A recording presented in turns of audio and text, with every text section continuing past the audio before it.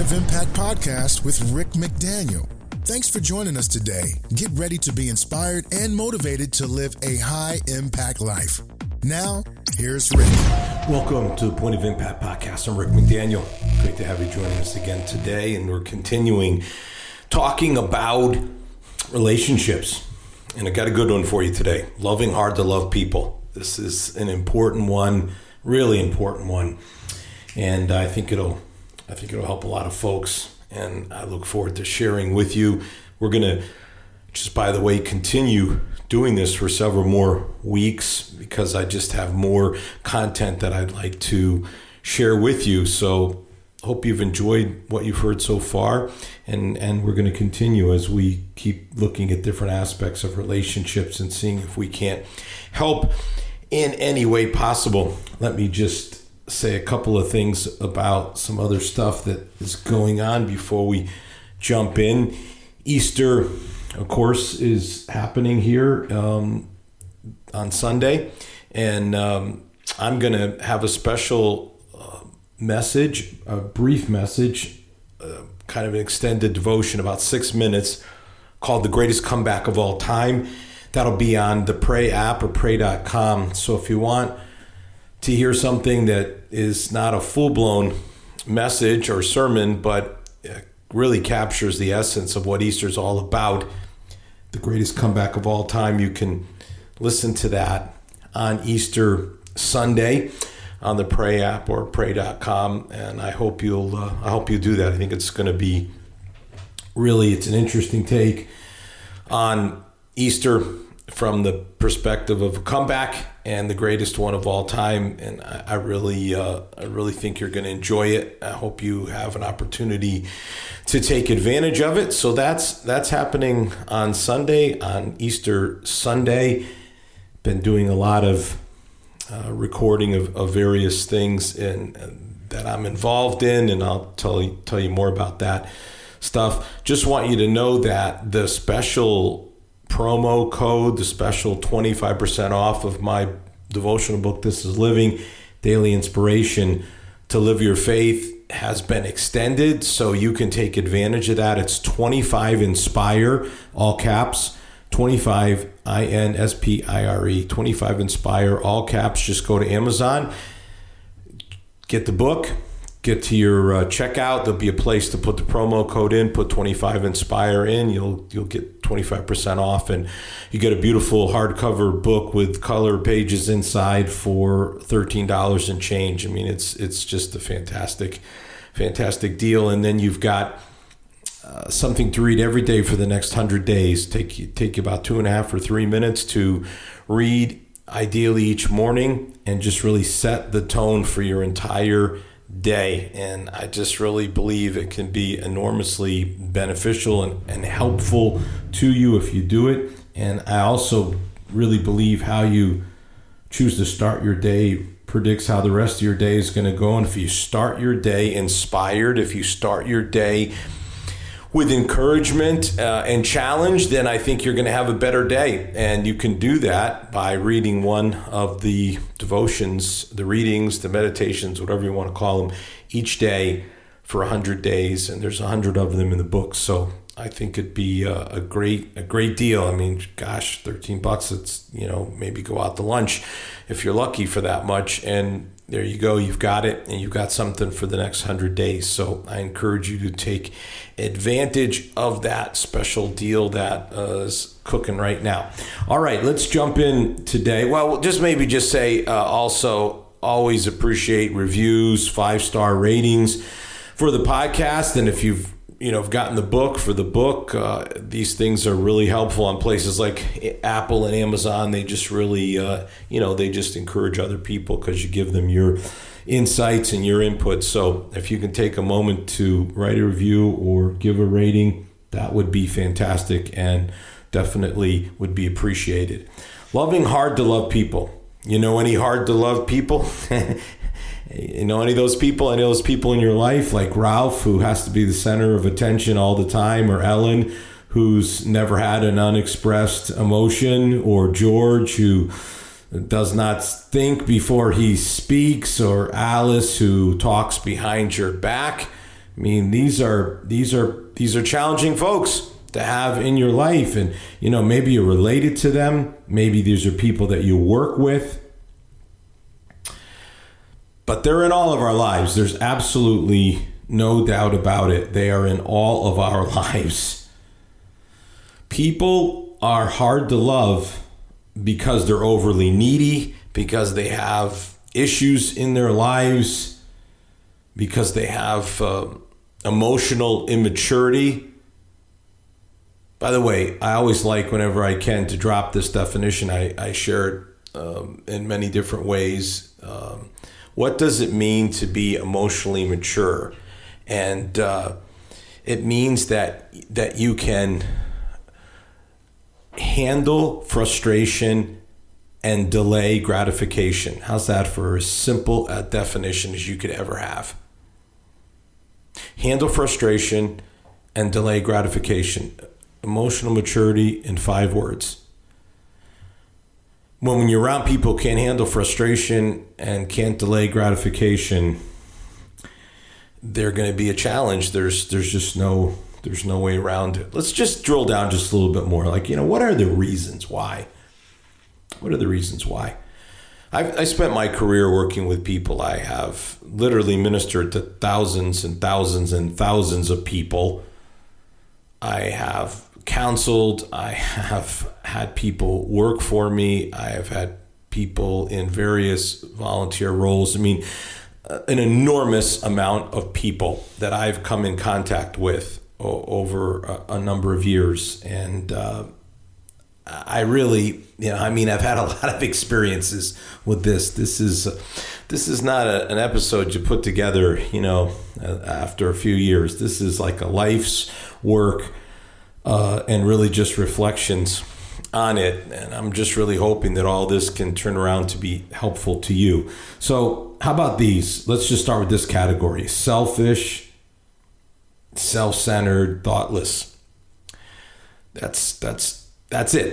To me, that's where it starts, because we all battle with being self-oriented, self-centered, selfish, whatever you want to call it. Think more about ourselves than others, thoughtless.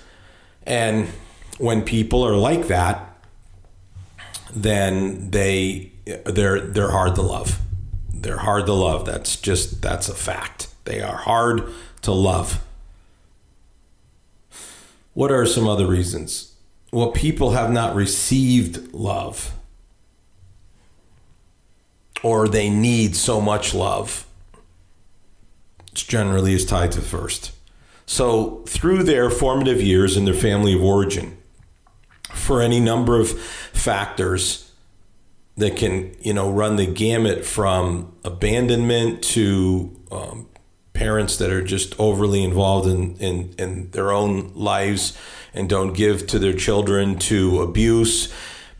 Lots of different reasons, but the bottom line is that the result is a need for love and a real deficit in having received it. And so that creates certain behaviors and dynamics. A third, this is a famous line that I've used for years. Maybe you've never heard me say it. Maybe you've heard a version of it, but here's my version. Hurting people hurt people. Hurting people hurt people. When people are hurting, they end up hurting others. And there's a lot of hurting people. So when they're hurting, they spread the hurt, and that ends up hurting you.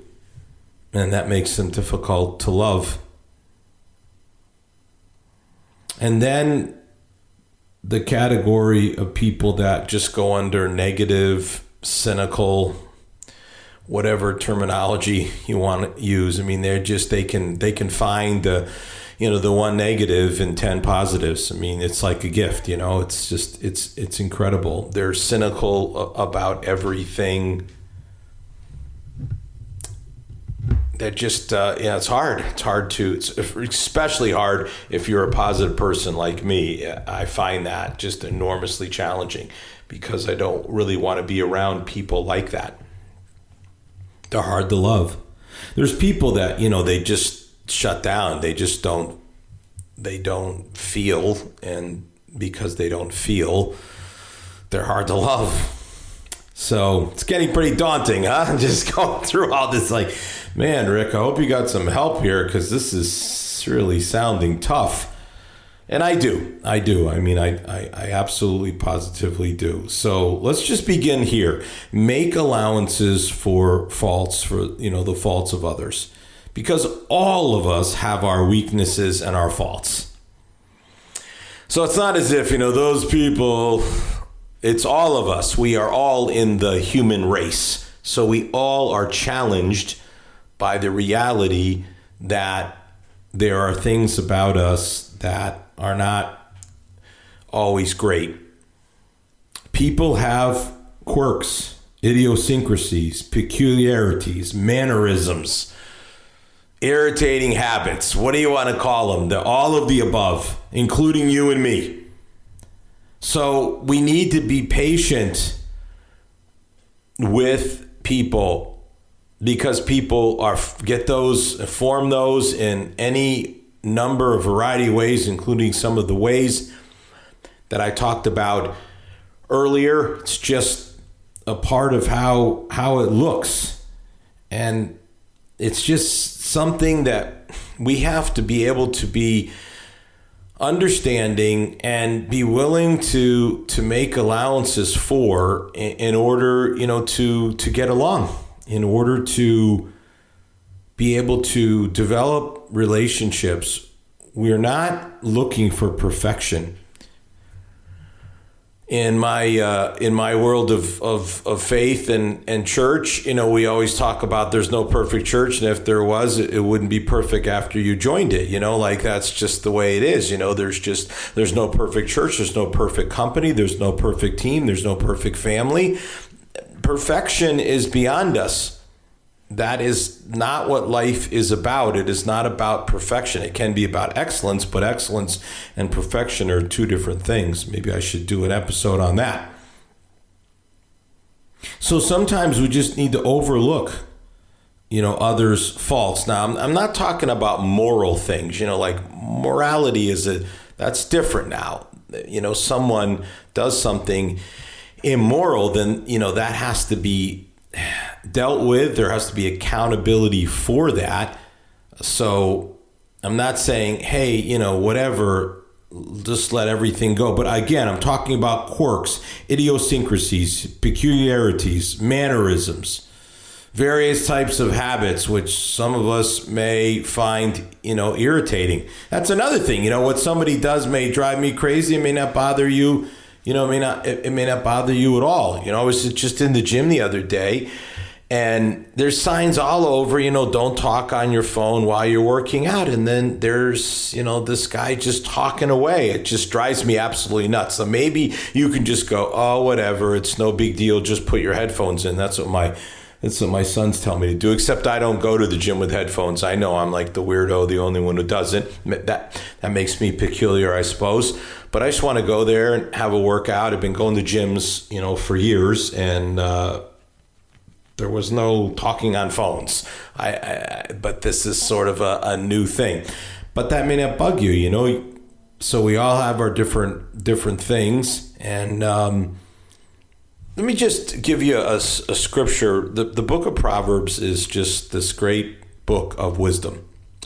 The Proverbs are exactly what they sound like. They're Proverbs. They're little doses of wisdom. This one is Proverbs 17:9. It says, "You will keep your friends if you forgive them, but you will lose your friends if you keep talking about what they did wrong." You'll keep your friends if you forgive them. You'll lose your friends if you keep talking about what they did wrong. I mean, we've got to give others,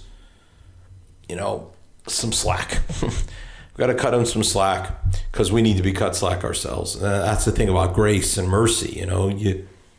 You need it, so you better be willing to give it. We need to give others what they need, not necessarily what they deserve. Again, this would be a good understanding if you've ever tried to understand God's grace, or you wonder why, Christians talk about it so much. Because grace is undeserved favor. That's what it means. It literally, it's undeserved. You don't earn it, but you get it. God gives it to you. All you can do is receive it. It's a gift. In fact, the word, not to get all technical on you, scholarly, but the word charis is grace and charismata is gift. So you see, it's the same concept. It's the same root. A gift is a gesture of grace. So we give people grace and trust that they'll give us grace in return. So this is how you get along when you make allowances for others' faults and try to just understand that we all have our peculiarities. I mean, again, you think about, I've just had the opportunity to live in different parts of the country and more importantly, meet people from all over. And, people are different just based on where they're raised. And then you talk about race and ethnicity. I mean, there's just so many differences that come into play. Traveled around the world. I've met all kinds of people from, I've been to well over 30 countries. I've met all kinds of folks. Everyone's different. So we have to make allowances for that and a place for that. It'll go a long way. All right, here's another. Find out their story. What's the story? Because everybody has one. Find out what happened in a person's life. Because that'll really help you to understand them better and be able to love them if they're hard to love. Just listening to people's stories, you'll be impacted when you see what they've been through, gone through, the pain that they have experienced, the challenges that they have faced.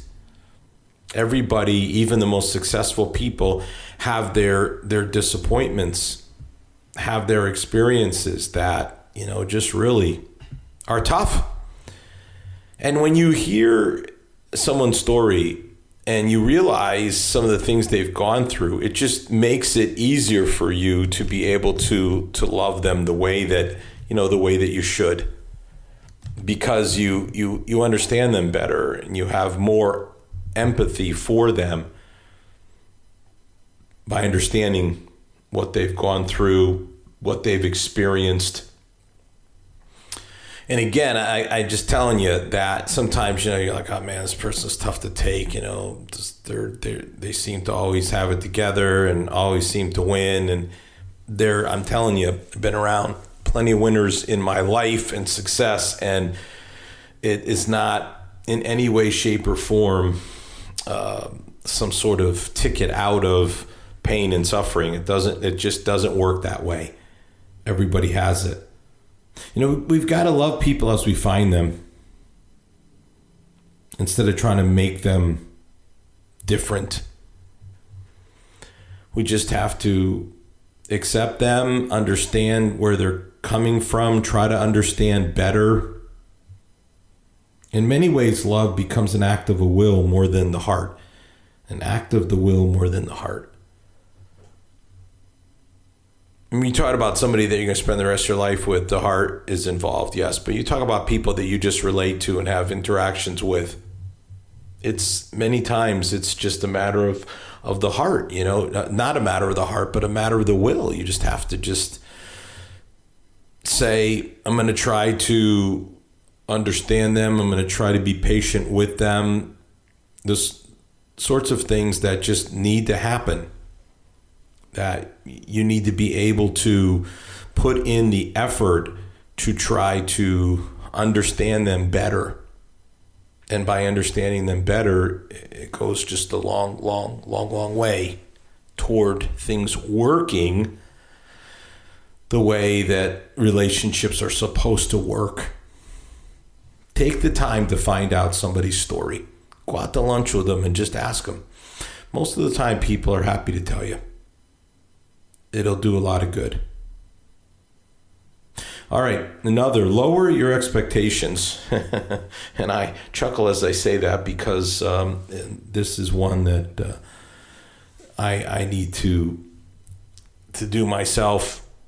I am the king of high expectations, and it's sort of a joke amongst people that know me, and certainly my wife. In fact, she was just talking about it this week again, about how I just always think everything is going to work out, and everything is going to work. And so I am that way, and very optimistic, very much a positive thinker, believer, person of great faith. And so I have high expectations. So when I say lower them, like take it from somebody who really needs to do this himself, and it's a challenge. But just don't expect to receive too much. It'd be better to expect to be let down from time to time. Now, I'm not talking about having low expectations. Notice I said lower your expectations. I didn't say have low expectations. Absolutely believe people can rise up and surprise you. But if you're one of those people like me who maybe expects, just it's going to happen. People are going to let you down.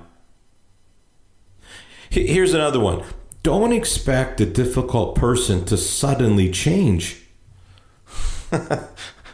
Again, it's just like, man, I just could tell you stories from my own life. Believe me, this is, again, one of the things that I'm prone to do, to just believe, given enough information, someone will realize and they will change. And in my years of leadership, time and time again, people would come to me and really with either blatantly just say it or infer, like, look, just go talk to them because, they'll listen to you, or, just take care of this. Like, it'll happen if you get involved. And certainly there were times when that did take place. In fact, that's probably the reason why, people then believe it can happen all the time, is because they see it happen sometime. But I would just say to people, I don't have that kind of power. If you think I do, I'm telling you, I don't. I've sat down with people many times and tried to explain to them the error of their ways, the changes that needed to happen, or the bad things that would take place. And they did not listen to me, and the bad things happened. So it's just impossible to make someone do what they don't want to do. Anyone's ever dealt with addiction, anything like that, this. You just cannot make people do. Only when they finally come to that point, they have to come to it. So it's just important to just lower your expectations. Give up expectations for people to be faultless, to be different than they are. Because,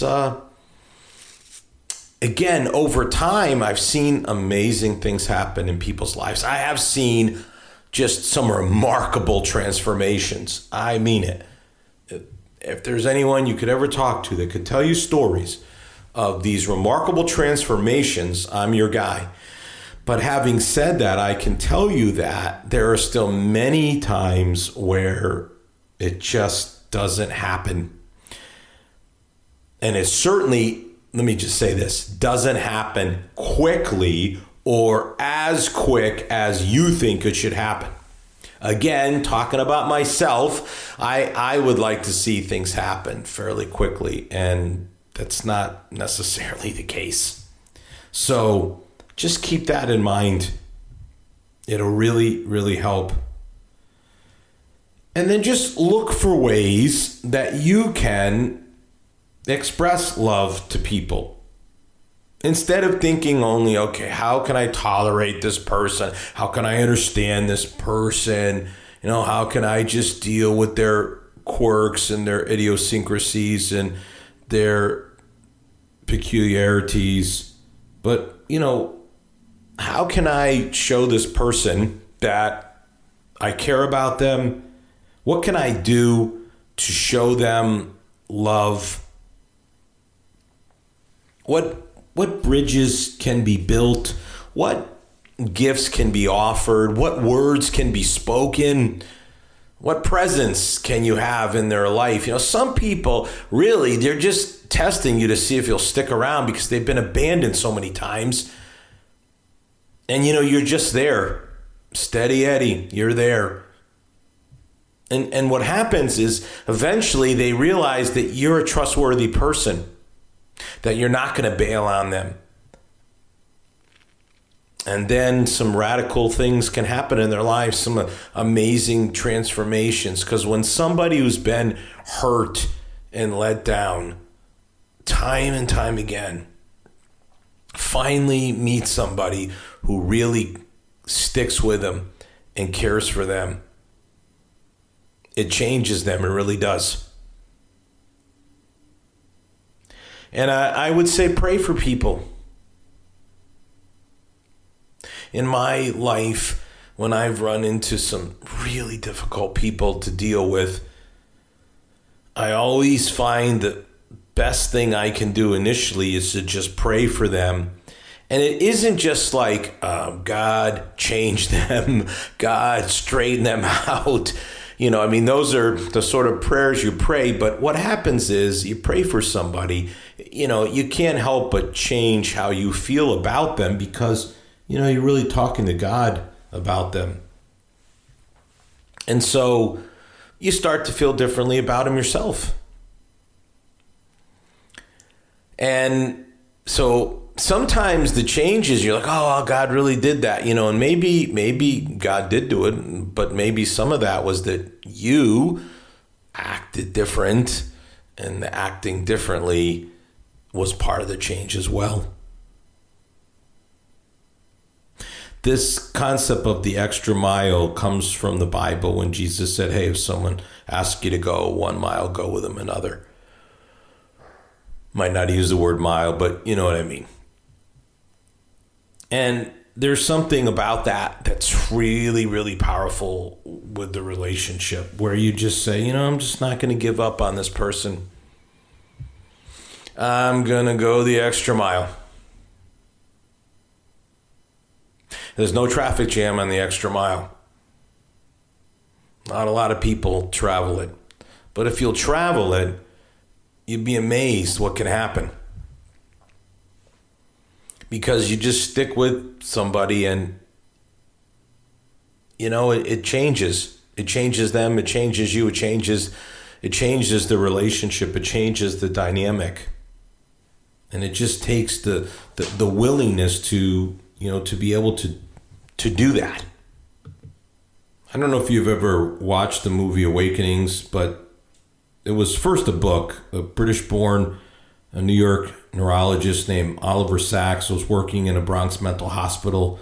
The patients were victims of what they called sleeping sickness epidemic in the 1920s. Some were completely paralyzed. Some simply had bizarre physical behavior, and they were placed in a ward they called the Garden because the staff believed all they could do was just feed them and water them. What was determined was they were suffering from severe Parkinson's disease. Their muscles were immovable, but the people, in terms of their thinking and feeling, were then kind of muted out so that their friends and loved ones talked about them as if they weren't even real people. Some for like 30 years. So Sacks found that if he administered massive doses of L-Dopa, which is designed to treat Parkinson's, that these patients would regain muscle control and they'd start moving and talking, and their sense of wonder was just amazing. The problem is that the effects of it would wear off, and then Sacks found that they would again return to sort of the living tombs inside their bodies. So he wrote a book about it, Awakenings, then it was made into a movie. But his experiences, paint this vivid picture of how some people can be emotionally. They need an opportunity to be reborn, so to speak.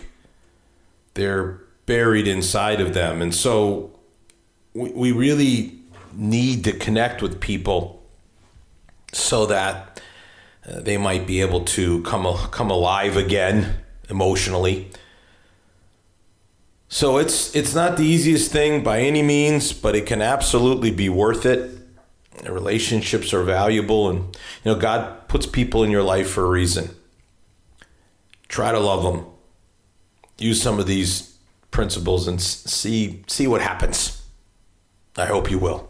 I'll see you next week. You've been listening to the Point of Impact podcast with Rick McDaniel. Thanks for tuning in, and we look forward to you joining us for our next episode.